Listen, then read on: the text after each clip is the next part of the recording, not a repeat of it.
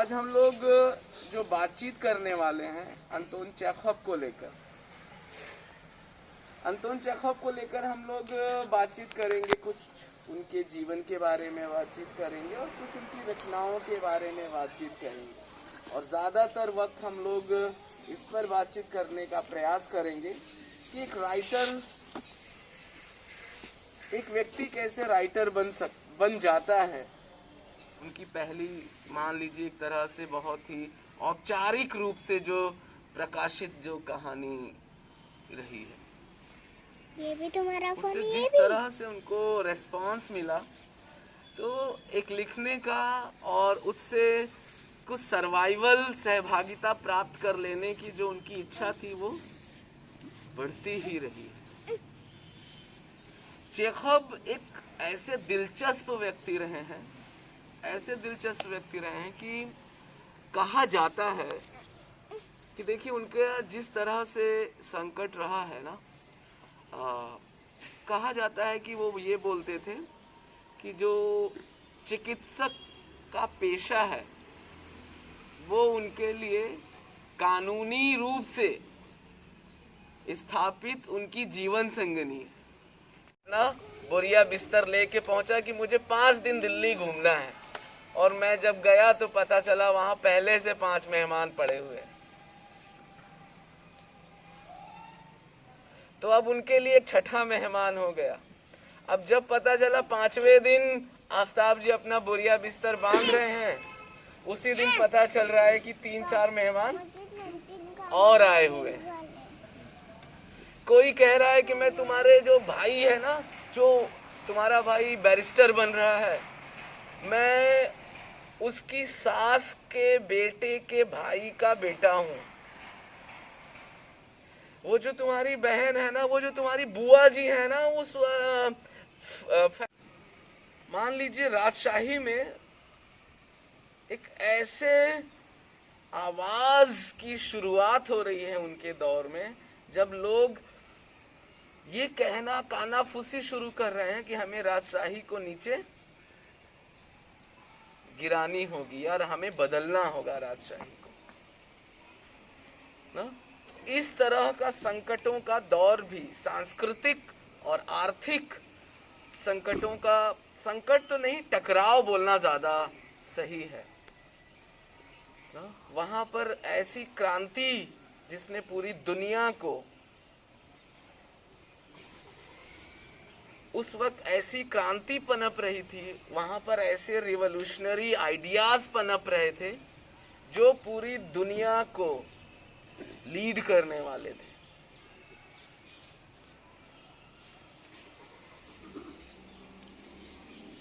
वाला हिस्सा है और उधर से शुरू का हिस्सा है, पैदल।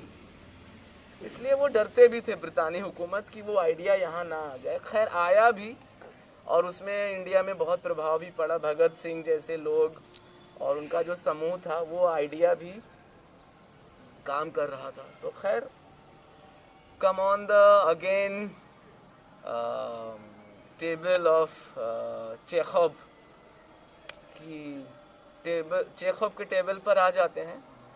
तो चेखव के समय इस तरह के बहुत सांस्कृतिक फेरबदल की जो शुरुआती बिंदु है वो काफी प्रखर हो रहे थे, मजबूत हो रहे थे।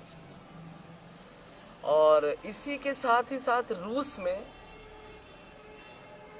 देखिए क्या क्या हो रहा है। रूस में राजशाही से निपटने के लिए कुछ दबे हुए लोगों में एक ख्याल आ रहा है, उसमें ग्रुप बनने लगे हैं, कुछ ग्रुप फॉर्मल होने लगे हैं। चेखव,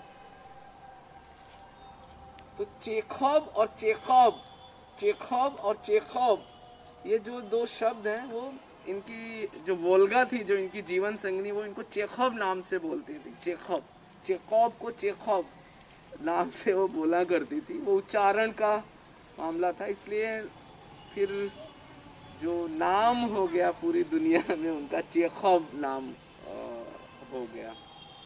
चेखव से ही लोग उन्हें पुकारने लगे।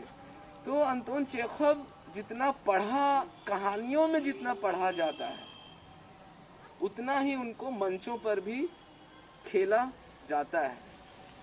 इसी मंचों पर खेलने की ही सिलसिले में हम लोगों ने भी 2010 में उनकी एक कहानी मिली। ऐसे ही पढ़ने लिखने के दौरान वो कहानी हमें मिली किसी पुस्तक में।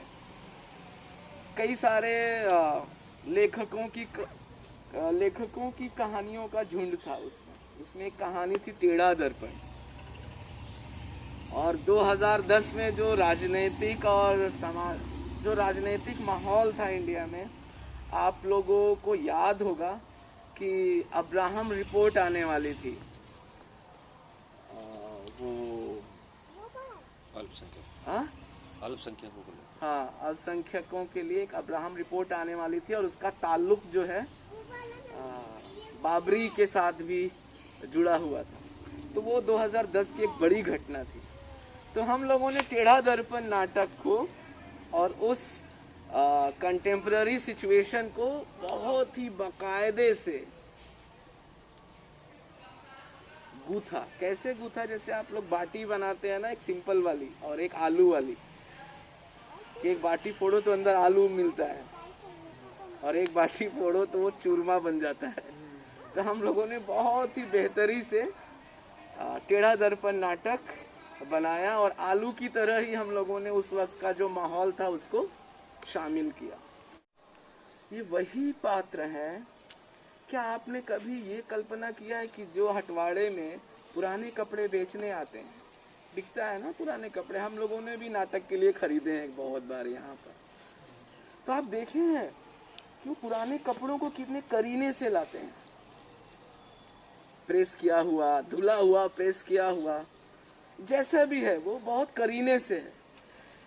हम हटवाड़े में जाते हैं, क्या हमने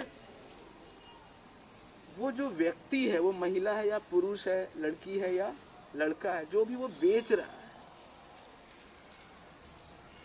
उसका परिवार किस तरह से चल रहा होगा। उसके परिवार में मान लीजिए 5 लोग हैं, और आज जो हटवाड़ा लगा है हफ्ते में यहाँ पर बृहस्पतिवार को, उनकी 2 ही पैंट बिकी है 200 की। तो उनकी परिवार का किस तरह से गुजर बसर चल रहा होगा, और क्या चीजें होंगी। तो चेखव ने क्या किया कि इस तरह के किरदारों का जो आंतरिक मामला है उनको शामिल किया, और दूसरा जो एलिट वर्ग है, जो एलिट क्लास था उस वक्त का, उसके साथ इस समुदाय का क्या संपर्क है। मान लीजिए कि एक गाड़ी बाड़ी वाला व्यक्ति, उसके घर में जो मेस काम करते हैं, उनका किस तरह से ताल्लुकात हैं, दोनों के अपने आर्थिक और सामाजिक संकट क्या है, दोनों के अपने आर्थिक और सामाजिक संबंध क्या है। तो उन किरदारों को इन्होंने तवज्जो दिया, और कुछ निश्चय ही जब इन दोनों पे तवज्जो देंगे तो कुछ ऐसी चीजें भी आएंगी कि आपको देख के हंसी आ जाएगी। जैसे कि यार पता है कि उस व्यक्ति को, अपने उस कर्मचारी को 500 रुपए दे देना चाहिए,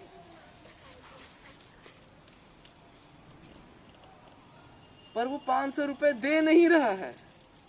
उल्टे में बोल रहा है, भाई तुमने जो 1 महीना काम किया है ना, उसमें तुमने 5 दिन तो छुट्टी कर ली, तो 500 में से 5 दिन का वो कट गया।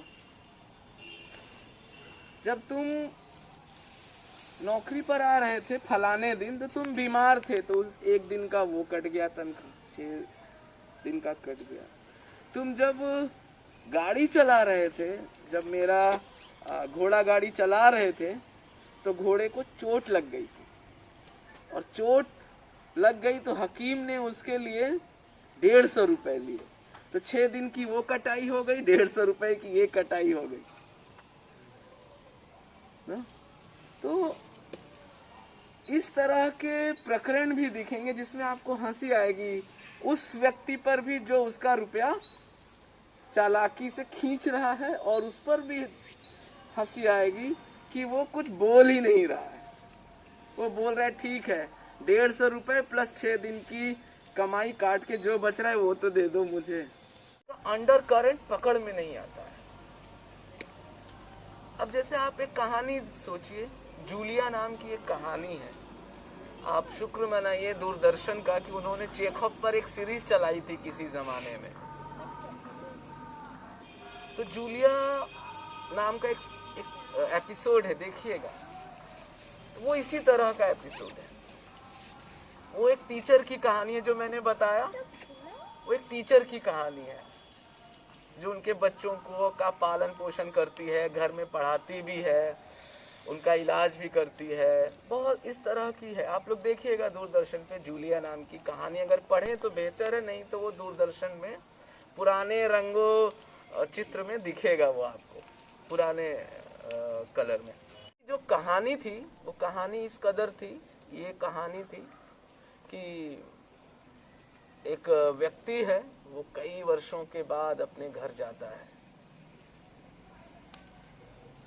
अपने पुराने घर। और वहां पर एक बूढ़ी महिला उसको मिलती है, और वहां पर उससे बातचीत होता है। और जो इंसानी ब्यूटी है वो किस कदर पेट के आड़े आती है, और पेट से किस कदर वो मतलब भूख के आड़े आती है, उस कदर वो कहानी चलती है। अभी भी तो नहीं है, पर हाँ ये कह सकते हैं कि एक बेहतर स्थिति आ गई है। जानते हैं क्या कि हम आज टॉक टेल्स जैसा प्रोग्राम आयोजित कर सकते हैं, और महिला पुरुष और बच्चे सब एक साथ बैठ के अलग अलग घर परिवार के लोग आकर सुन सकते हैं, कह सकते हैं। बस एक इतना सा फर्क पड़ा है, काफी स्लो गति है। कोई उनसे पूछता है कि आप लिखते कैसे हैं इतनी व्यस्तताओं के, मेहमान नवाजियों के बावजूद भी, और आप क्या लिखना चाहते हैं, तब वो केवल एक ही बात कहते हैं कि देखो, एक बहुत ही जरूरी चीज है। जरूरी चीज ये है कि हमें घोड़े को चलाने के लिए घोड़े पर सवार होना पड़ेगा। नदी में तैरने के लिए हमें नदी में कूद लगानी ही पड़ेगी। इस तरह ही हमें लिखते रहना है प्रतिदिन।